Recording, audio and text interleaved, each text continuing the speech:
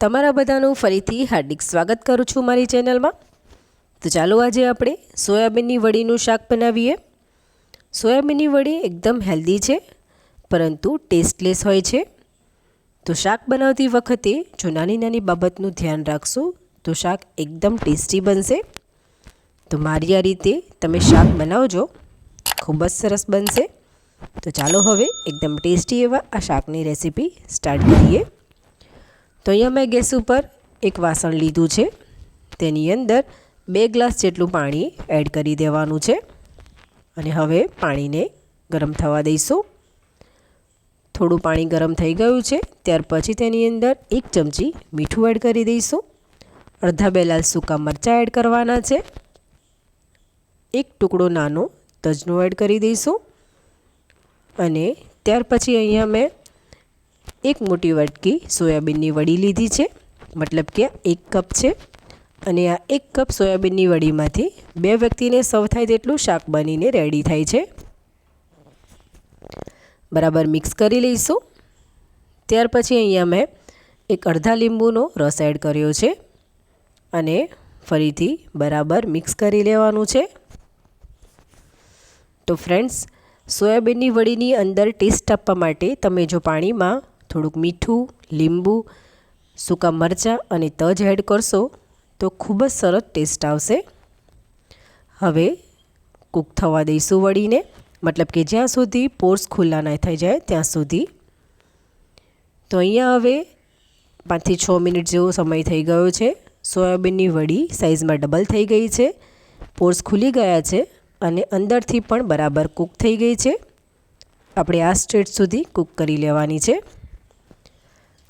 ત્યાર પછી અહીંયા મેં એક વાસણની ઉપર મોટી ગળણી રાખી દીધી છે અને આપણે જે સોયાબીનની વડી કૂક કરી હતી તે બધી એડ કરી દઈશું અને ત્યાર પછી સૂકા લાલ મરચાં અને તજ બહાર લઈ અને પછી તેનો ઉપયોગ આપણે જોઈશું। હવે વડીને ઠંડી થવા દઈશું। તો અહીંયા બધી સોયાબીનની વડી ઠંડી થઈ ગઈ છે। ત્યાર પછી આપણે આવી રીતે હાથની મદદથી સ્ક્વીઝ કરી લેવાનું છે પાણી। તો આ પ્રોસેસ કરવી ઇમ્પોર્ટન્ટ છે। તમે જો આવી રીતે વડીમાંથી પાણી બહાર નહીં કાઢો તો વડીની અંદર ગ્રેવીનો બિલકુલ ટેસ્ટ નહીં આવે। ત્યાર પછી અહીંયા મેં એક મિક્સર જાર લીધું છે, તેની અંદર 2 ટામેટાં કટ કરીને એડ કરશું। ત્યાર પછી તેની અંદર 1 લીલું પીકાડોર મરચું એડ કરવાનું છે અને થોડુંક એવું આદું એડ કરવાનું છે। જે લોકો લસણ ખાતા હોય તે લોકો લસણ એડ કરી શકે છે। ત્યાર પછી આપણે જે મરચાં પાણીમાં નાખ્યા હતા તે હવે આની અંદર એડ કરી અને પછી પાણી નાખ્યા વગર ક્રશ કરી લઈશું। તો અહીંયા ક્રશ થઈ ગયું છે, સરસ પેસ્ટ બનીને રેડી છે। ત્યાર પછી અહીંયા મેં ગેસ ઉપર એક પેન રાખી દીધું છે, તેની અંદર 3 મોટી ચમચી જેટલું તેલ એડ કરવાનું છે। આ શાકમાં આપણે તેલ થોડુંક આગળ પડતું જ લેવાનું છે। તેલને ગરમ થવા દઈશું। તેલ ગરમ થાય એટલે અડધી ચમચી જેટલી રાઈ એડ કરવાની છે। ત્યાર પછી અડધી ચમચી જેટલું જીરું એડ કરી દઈશું।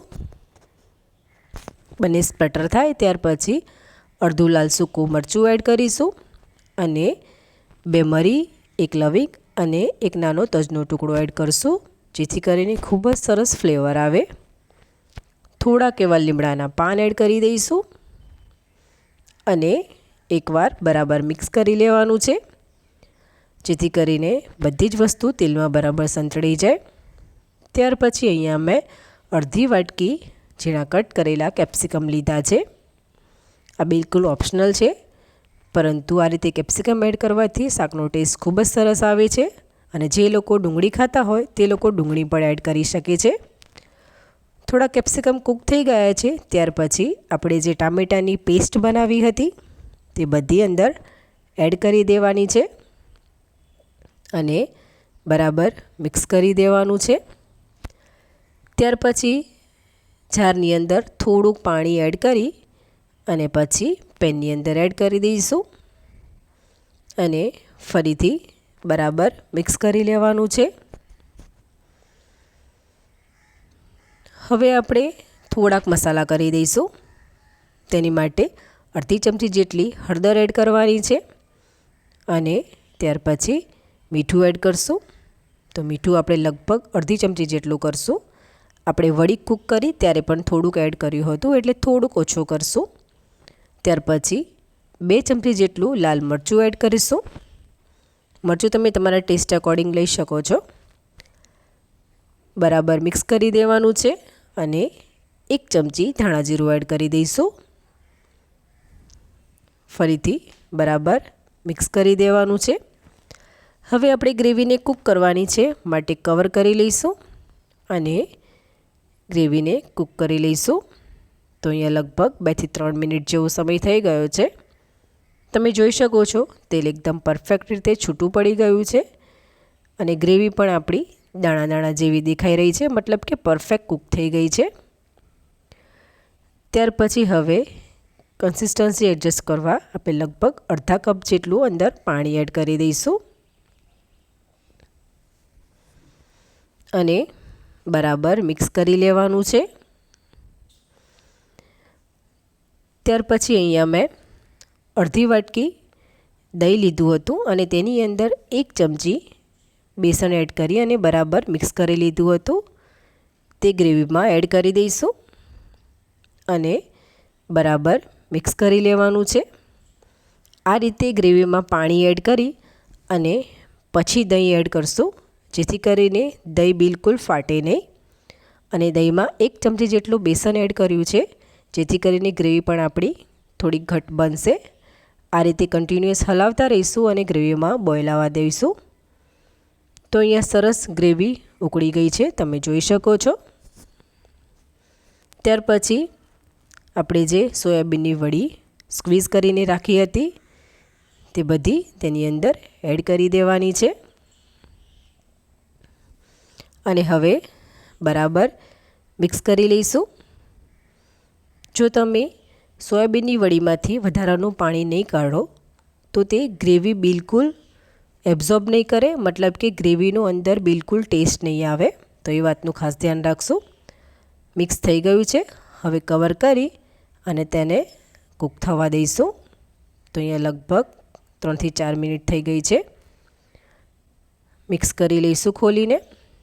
તો એ તમે જોઈ શકો છો કે ગ્રેવી સોયાબીનની વડીમાં થોડીક એબ્ઝોર્બ થઈ ગઈ છે.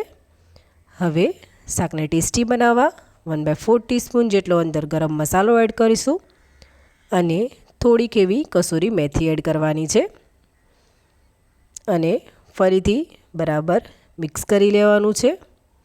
ત્યાર પછી કવર કરી અને 1-2 મિનિટ જેવું કૂક થવા દઈશું. તો અહીંયા 1 થી 2 મિનિટ જેવું થઈ ગયું છે. ખોલીને બરાબર મિક્સ કરી લઈશું. તમે જોઈ શકો છો અત્યારે ગ્રેવી પણ એકદમ પરફેક્ટ છે અને છેલ્લે ઉપરથી થોડીક એવી કોથમીર એડ કરી દઈશું અને ગેસ ફ્લેમ બંધ કરી તેને પ્લેટમાં સર્વ કરી લઈશું. તો અહીંયા મેં શાકને એક પ્લેટમાં સર્વ કરી લીધું છે. ખરેખર એકદમ ટેસ્ટી આ શાક બન્યું છે. તો તમે પણ ફ્રેન્ડ્સ આ રીતે આ શાક બનાવજો, ખૂબ જ સરસ બનશે. તો ફ્રેન્ડ્સ તમને જો મારી રેસીપી ગમી હોય તો લાઈક કરજો, ફ્રેન્ડ્સ અને ફેમિલીમાં શેર કરજો અને સબસ્ક્રાઈબ કરી બેલ આઇકન જરૂરથી પ્રેસ કરજો, જેથી કરીને મારા બધા વિડીયોની નોટિફિકેશન મળે. તો ચાલો ફરીથી મળીશું.